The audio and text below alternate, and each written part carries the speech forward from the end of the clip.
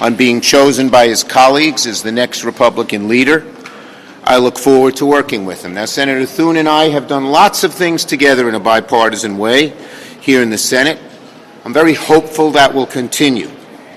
As you know, I strongly believe that bipartisanship is the best and often the only way to get things done around here in the Senate. And of course, I want to first address the election.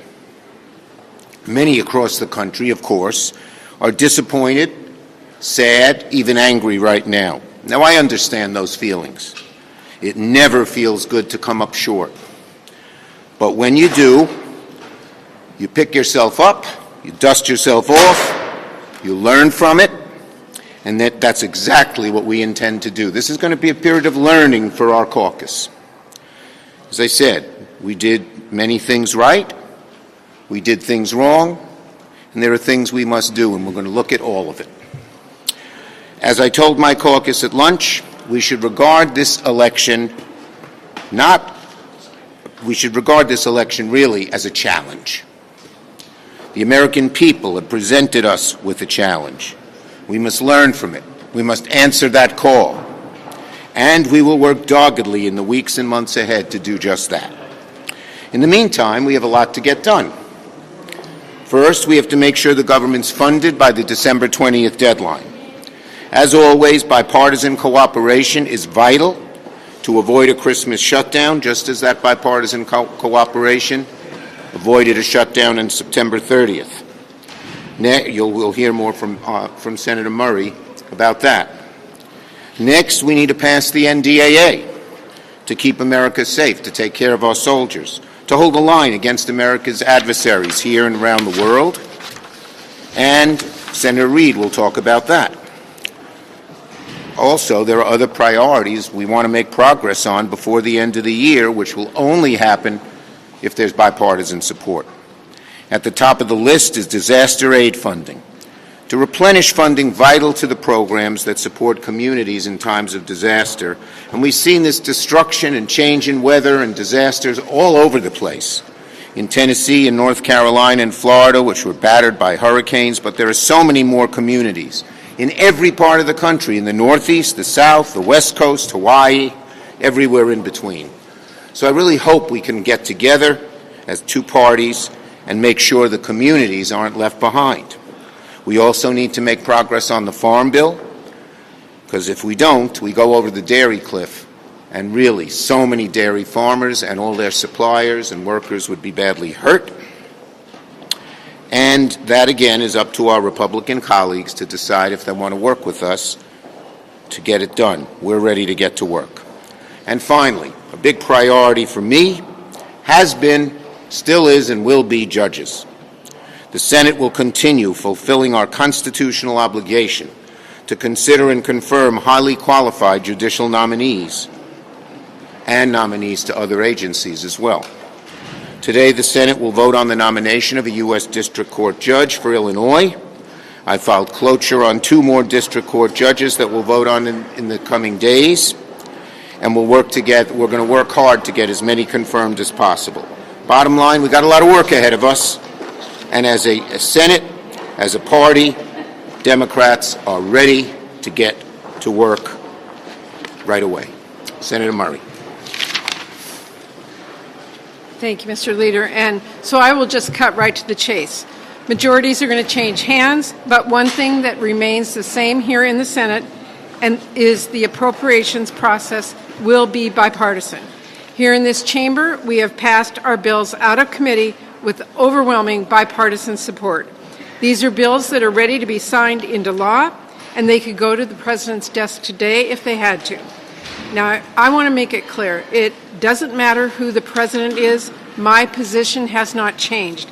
As I have said many times over, there is no reason for further delay or to impair government agencies by forcing them to operate on autopilot for months to come. We should pass our bipartisan full-year spending bills before the end of the year. Democrats, for our part, have championed priorities in our spending bills that matter to working people, whether that's fighting to lower the cost of child care for parents, working to shorten wait times for seniors who are desperately trying to get their Social Security benefits, or making sure that moms and babies do not go hungry. Neither chamber will have an overwhelming majority, and these spending bills will be a bipartisan product, just as they always are. Rest assured, I will be fighting to make certain our democratic values, the values of working families in this country, are reflected in the final bills that go to the President's desk. I also want to make clear, getting a comprehensive bipartisan disaster relief package negotiated and passed as soon as possible must be a priority. So on that note, I want to announce that I will be holding a bipartisan hearing of our full Senate Appropriations Committee 1 week from today. Senators on both sides of my committee will have the opportunity to hear directly from top agency heads. This is urgent work. The American people must know that in times of disaster, Congress will come together to help every community in every part of this country, no matter what. I have heard directly from Democrats and Republicans in this chamber about how important this work is. I expect this to prove true in the Senate, and I will be pushing for serious progress on this front every day until we get every community the help they need. Thank you. Well, let me begin by adding my congratulations to Senator Thune on his selection as a Republican leader. We all know a lot has changed over the last several weeks, but one thing hasn't changed, and that is keeping the people of America safe and secure. And we must ensure that our military men and women have the resources they need to remain the strongest and most effective force in the world. And our adversaries are watching. Right now, Congress has the opportunity, the responsibility really, to step up and show the world that we stand with our allies and partners. The National Defense Authorization Act is critical to that effort. And I am encouraged by the progress we've made over the past month in NDAA negotiations between the Senate and House, and I hope soon to produce a compromise bill. I want to thank my colleagues on the Armed Services Committee, as well as Leader Schumer and our colleagues in the House. We have an NDAA that makes our country safer and stronger. I also want to commend the staff of both the House and the Senate, Republican and Democrat, for their diligence during the last several weeks. This is a bipartisan defense bill that addresses the long-term challenges posed by China, Russia, and other adversaries. It will provide an historic pay raise for our military members and defense civilians. The NDAA is laser-focused on investing in the people, platforms, infrastructure, and technologies that will define the future. Specifically, it addresses the challenges and opportunities presented by disruptive technologies like hypersonics, artificial intelligence, drones, and quantum computing. It also goes a long way towards modernizing our ships, aircraft, and combat vehicles, and improving the lives of our women and men in uniform. The defense bill makes important progress towards achieving our shared bipartisan goals, a safe, secure America in a peaceful world. And I urge my colleagues to work with us to get it passed quickly. Thank you. Okay, questions?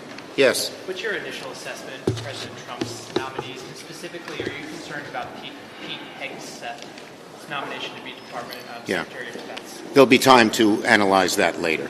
I mean, Yes, Ramanu. As you look at what happened last week, do you, as a leader of the party, accept any blame for the Democrats' bad night? Look, when you face a setback, you have to examine what happened.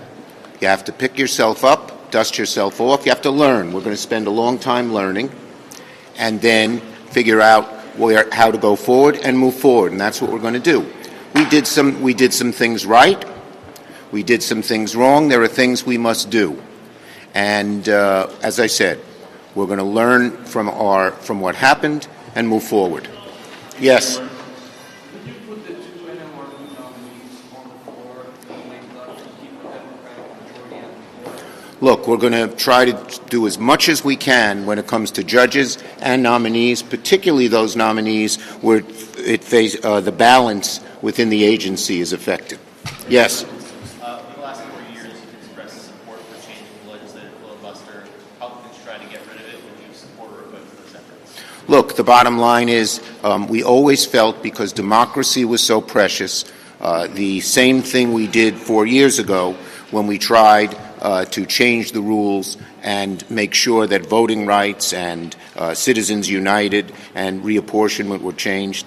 But for the rest of it, we said we would study it and look at it and talk to the caucus if we retained the majority. We didn't.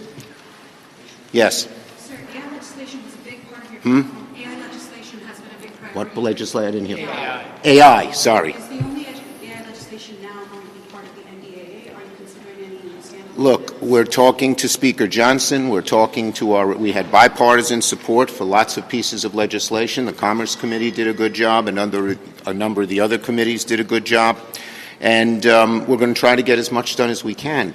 It would be a very good thing to do that, and we have a lot of support out there in the communities to do it. Thank you, everybody. Thank you. Chairman Reid.